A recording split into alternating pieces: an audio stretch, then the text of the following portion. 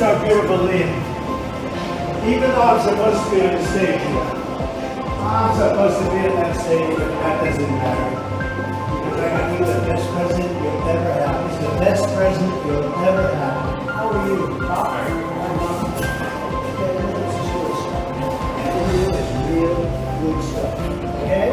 So beautiful. Thank you. See, look at that. Please wait for that picture. Look at that picture. Okay? Is she going to come out and watch me? Of course. Because I left the stage in order to come and say hello. Is there special anymore? Okay? So beautiful. So you take care of mom and dad? There's like your sister, right? It's cute. There's a lot of gray hair. That's President Trump giving an 8-year-old fan who suffers from a rare brain condition a very special present for his 8th birthday because, you know, that's what the Donald does. And in return, the largest labor union in the nation just gave Donald Trump the most amazing gift of the campaign. We're going to see just how momentous this historic snub of Kamala really is and how it won't just impact this election, but may indeed affect presidential races for the foreseeable future. Hey, gang, it's me, Dr. Steve, your Patriot Professor, here to help you stay sane in these insane times. So you know what to do. Make sure to smack that bell and subscribe button. And you know what? Speaking of gift, you just gave me the most wonderful gift imaginable. My brand new book, Fight: How Trump and the MAGA Movement Are Changing the World, just hit the top 10 in political books on Amazon. You know, we actually just surpassed Tulsi Gabbard's book, which is such an honor. I love Tulsi. We're both in the top 10. That's what makes it so great. And we even hit #1 in new releases for comparative politics, and you made that happen. But we could go even further, gang. Together, we could show the powers that be that we, the people, are indeed in charge. This is our country. And we're going to band together and make this new book about Trump and us, the MAGA movement, the #1 new release on Amazon. So make sure to click on that link in the description below, or just simply scan the QR code on the screen and order your copy today. Your own copy of Fight: How Trump and the MAGA movement, that's us, are changing the world. Let's make it #1 together.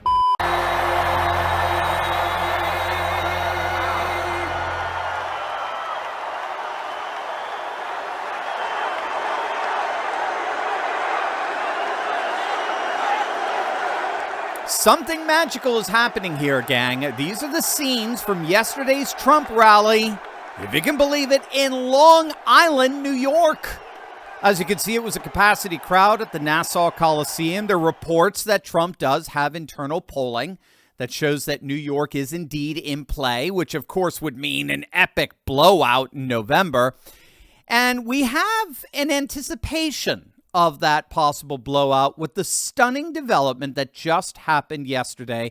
The Teamsters Union, the single largest labor union in the nation, historically a total stooge for the Democrats, a loyal lapdog for the Democrat presidential candidate, they have come out and they have refused to endorse Kamala and instead gave at least a tacit endorsement of Trump. Now, of course, the way the legacy media is desperately trying to spin this utter humiliation for Kamala is they're reporting headlines that say the Teamsters have refused to endorse either presidential candidate.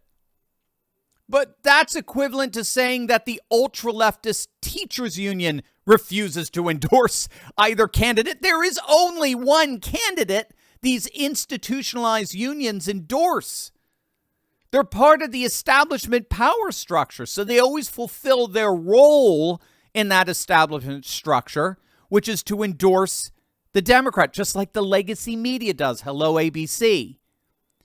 However, not only did they refuse to endorse Kamala, but they released a poll of their 1.2 million members that shows Trump absolutely crushing Kamala 2-1. Labor union members are supporting Trump by nearly 30 freaking points, 59 to 33. It's a stunning rebuke of Kamala. Here's Teamsters Union President Sean O'Brien. I'm going to say this. Whatever the critics out there, and they're very few in the leadership, whenever I get an opportunity to highlight the American worker, especially the Teamster worker, I'm going to take any and all venue. We asked both conventions respectively at the same time, and the Republican National Convention immediately responded to us, didn't try and edit any of our messages, and I was hopeful that the Democrats would do the same, but they didn't. I'm not upset about it, but I can tell you this, my rank and file members who have been lifelong Democrats are not happy about it. So there you have it. Kamala snubbed them at the convention, so now they are returning the favor and snubbing her. And it was a stunning snub. The Teamsters endorsement for the Democrat really has just become commonplace over the decades. They've endorsed Al Gore, John Kerry, Barack Obama, Hillary Clinton, Joe Biden, but suddenly not Kamala. President Trump, of course, was asked about this historic snub. Here's what he had to say. Mr. President, any reaction to the Teamsters' decision not to endorse? No, they were. It's a great honor. They're not going to endorse the Democrats. That's a big thing. And this is the first time in, I guess, 50, 60 years that that's happened. Democrats automatically have the Teamsters. They took a vote, and I guess I was at 60% or more. And that's a great honor. I mean, it's really, I've had a lot of Teamsters work for me, a lot of the concrete trucks. They built all these buildings that you see in New York City, the Teamsters. Exclusively Teamsters, I have to say, and they've done a great job. But the vote of the Teamsters themselves was very high for me, and the leadership, Sean O'Brien and the group, who are great people, they said we can't endorse the Democrats. So I think this is the first time in many decades that they haven't endorsed Democrats. Big difference in those big industrial states, you think? They're going to make a difference? I think it will, yeah, I think so. The Teamsters carry a lot of weight. The Democrats cannot believe that. And, you know, look, this is, it was always automatic that Democrats get the Teamsters, and they said we won't endorse the Democrats this year. So that was an honor for me. Now, I love Mike Cernovich's observation here. I think he is so spot on.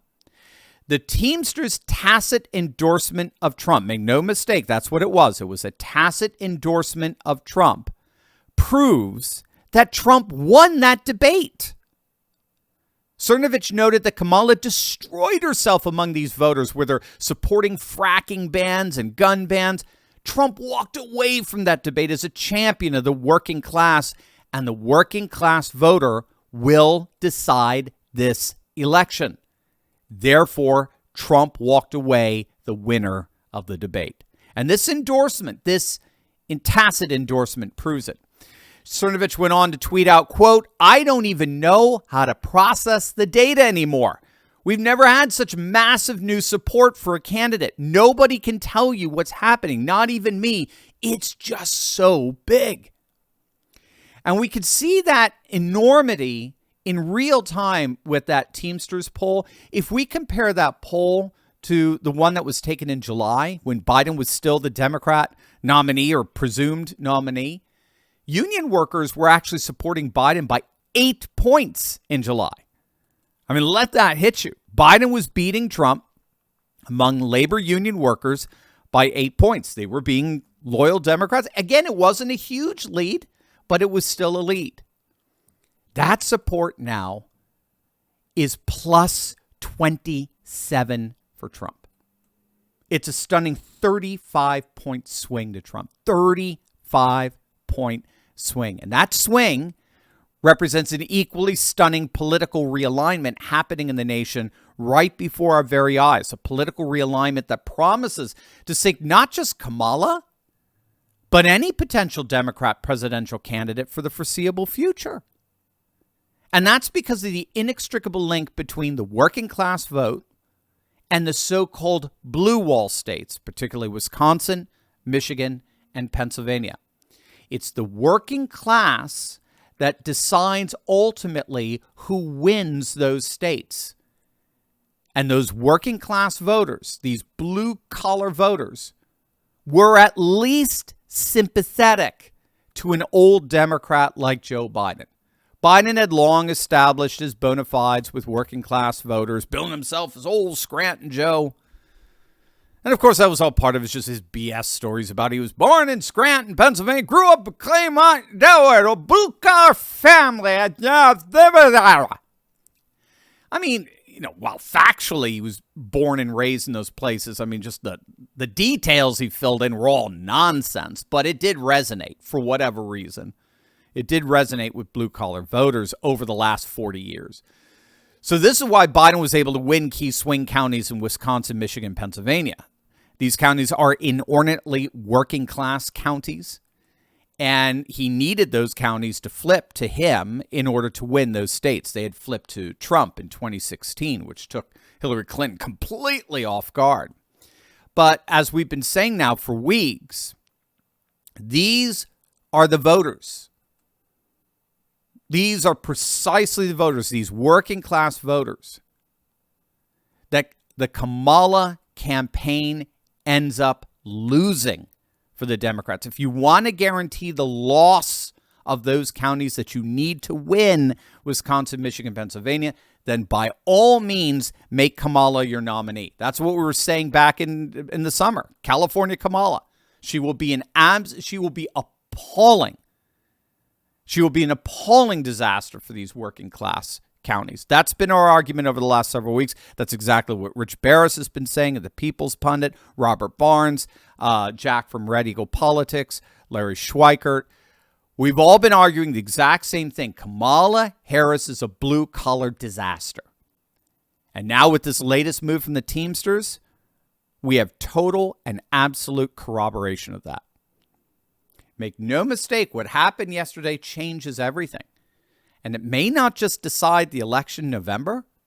This tacit endorsement, if it represents a true realignment of labor union workers around a new blue-collar Republican Party, it may have decided presidential elections for the foreseeable future.